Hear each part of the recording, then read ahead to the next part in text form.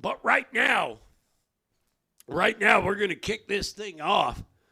You guys ready for your next comic?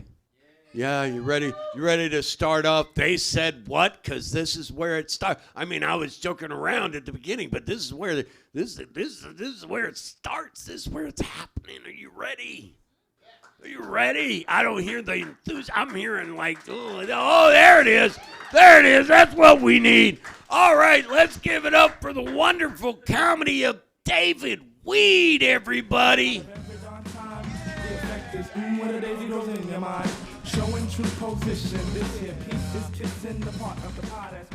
And let's keep it going for our wonderful host, the great and powerful Dennis Cruz in the building.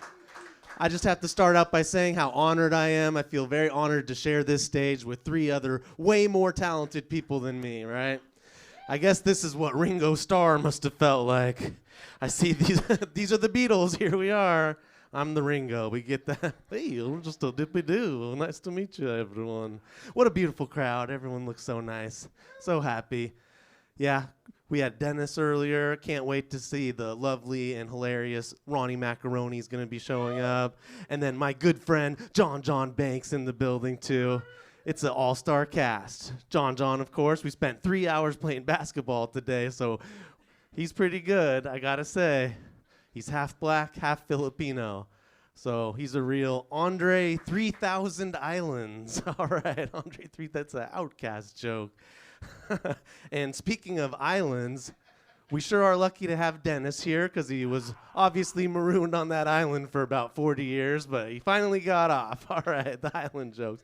Starting out with the roast. I'm not sure if that was a good idea. We should have been more grateful. I'm seeing it. Hey, are there any pet owners in the audience? Any pet? Oh, we got some pet owners. Sir, what do you have? Oh, okay. Now we're talking. All right. Well, I don't know if it's just me, but do you feel like cats are like the most selfish, self-centered of all the pets, kind of? I have a cute little dog. She's in the car right now. A Maltese poodle, a Maltipoo. Yeah, I'm a bad cat. I've got my eyes on her because 82nd is a little sketchy, but hopefully she's still there. Protect that car, my little Maltese poodle. That might be on the test. No, I'm just kidding. All right. Yeah, cats, they're like the most selfish or self-centered of the animals I've always felt, as far as pets are concerned, right? They're always like, meow, meow, meow. Hey, cats, just once, why not try out something like wee-ow? Okay, there's the meow. This is what clean comedy looks like, all right. If you love the cat jokes, you're going to be in for a real treat, a kitty treat coming up. I don't know, did you hear about the cat lady that moved to Portland? She got addicted to fentanyl, and nowadays she goes around stealing people's catalytic converters. Okay, all right. Yeah, that's probably what that one deserved. Yeah, you're right. I shouldn't have let AI write these cat jokes for me. That was a mistake. That's what I get, though, going on. Cat GPT. Okay, all right. And I can tell from some of your looks, you're like, this guy just went through the dictionary and found different words that start with cat. And I just have to tell you, that's not the case. It was a catalog. Okay, all right, that's the last of those, I promise.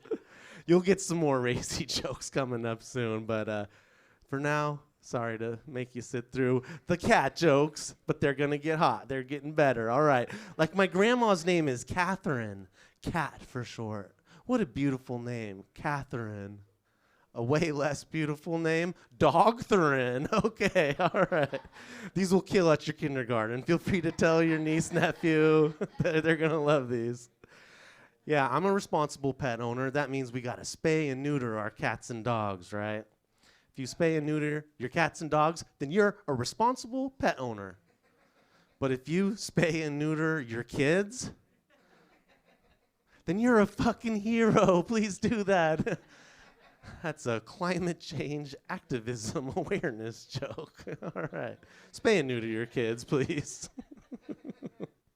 I used to think my uncle was part cat. Turns out he was just a real pervert. All right. We got 10 more minutes worth of cat jokes, everyone. No. Now, I want to tell you a little story about my life. I grew up here in Portland. I grew up with 2 gay moms here in Portland. It's kind of not... it was a little more unique growing up. Nowadays, it's not that unique. There's like 4 or 5 other comics in the business these days that also grew up with gay moms. It always gets a little strangely competitive with them, though. Like, for us growing up, we didn't have, my dads can beat up your dad. No, we had, my gay moms are way gayer than your gay moms. Like, I saw your mom's fingernails. They're not as short as mine. Okay, we're not going to, there's always someone that kind of gets that joke and someone that doesn't. Ask the women at your table to explain that one for you. Okay, no, but I was asked to be on the Montel Williams Show as a kid to talk about, this is real, the real episode. Maybe you saw it. It was called "My Parents Are Gay!" exclamation point. I know, they kind of catfished me. Oh, God, I thought we were away from the cat jokes. They just keep slipping in. They catfished me. They told me, we're going to have this really deep, nuanced level, talking about having 2 moms. And then I get there, and it's just, my parents are gay. I was like, okay, well, I'm going to go there, and I'm going to be a powerful queer ally and queer advocate and tell America that it's cool to have 2 gay moms. We turn out really cool, as you can tell, right? Yeah, that's can't blame my moms for that one. But something happened before the interview. They flew me to the Big Apple right before my interview. I actually smoked a lot of weed right out of a Big Apple. That's right. I don't know. Make some noise if you've ever smoked weed out of an apple. Oh, damn, this is a cool-ass crowd. Oh, damn. Huge pop for the smoking weed out of an apple. Now I'm feeling comfortable with y'all. All right.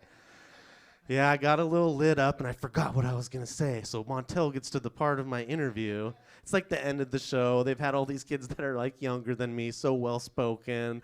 They're saying everything right, and then I get up there, and Montel's like, so, David, what's it like to have 2 gay moms? And for some reason, all I could think of to say at that moment was, they make me do all of the laundry, Montel. I know, and it's just so much denim, like just washing and drying. I really wish I had another chance to go on that show and make things right. I had to watch that on VHS. Hey, if anyone wants to come to my house, we're gonna watch that on VHS later. Worst date ever, right? No one wants to do that. Yeah, I grew up in Portland. You heard the last name. It is Weed. That's my real last name. I'm David Weed. That last name used to get me in some real trouble, though, growing up here in Portland. I tried to run for student body council every year in high school. Yeah, I had the best campaign slogan. I spent all night making posters and splattered them all across the school, and they all read, "Vote for Weed, I'll be your bud." I thought it was so brilliant. They disqualified me that first year. Oh my, what did I do wrong? Came back the next year. This will get past the principal. No way is she going to figure this one out. I'll be blunt. Vote for Weed.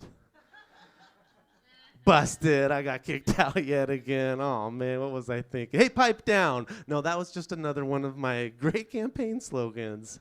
That's the one that did it. And then I became student body vice president at Lincoln High School, the same school that Matt Groening from Simpsons fame went to much many years before I was there. But it's a pretty cool school. Yeah, vote for weed. Let's clean up this joint. All right, that's the last of the weed puns. We'll get into some other topical humor around here. I don't know if you've heard about this, but Nike is all set to fire 740 employees from their Beaverton headquarters. That's right. They asked Phil Knight if it was okay to fire 740 employees, and he said, just do it. Okay, guess we got some Reebok fans in the audience. All right, it's a really complex Nike joke. All right. I was proud of myself when I wrote that. I don't know, I got the Nikes on. I got the Kyrie Irvings on. He got in trouble for saying anti-Semitic stuff, so I got him for 50% off. And I cut the tongues out, don't worry, and they haven't said one anti-Semitic thing since. All right, yeah.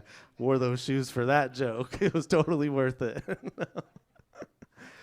Yeah, there's also a big story about the aggressive female mosquitoes in Los Angeles are going wild, and scientists had to release thousands of sterile males to settle them down. Thousands of sterile males? What is this, the Portland comedy scene? Oh, I just roasted myself. There we go. Yeah, some people say that my jokes are a little offensive. I notice it's usually the people that I'm making fun of, though. I don't know if anyone's ever on the Airbnb these days. They have some crazy listings on Airbnb. Like I saw a listing today for a house that's themed like Disney Pixar's Inside Out. I don't know if you remember the Inside Out movie, but it's like if you want to live in a house with anger and depression, anxiety, fear, I could just move back in with my parents if I wanted that right now. There's also a house that's themed like Disney Pixar's Up. That's right. You remember the movie Up. It's a real house. It's suspended 50 feet in the air. It's attached to a lot of balloons. And there's this cranky old man that refuses to get off the damn... Oh, there's my cranky old man. I knew he'd light me up at the... Speaking of cranky old man, I mean, what's going on with this show? Thank you. You guys are an amazing audience. I love you so much. I've had a great time being with all you beautiful people. Appreciate you for coming out. My name's David Weed.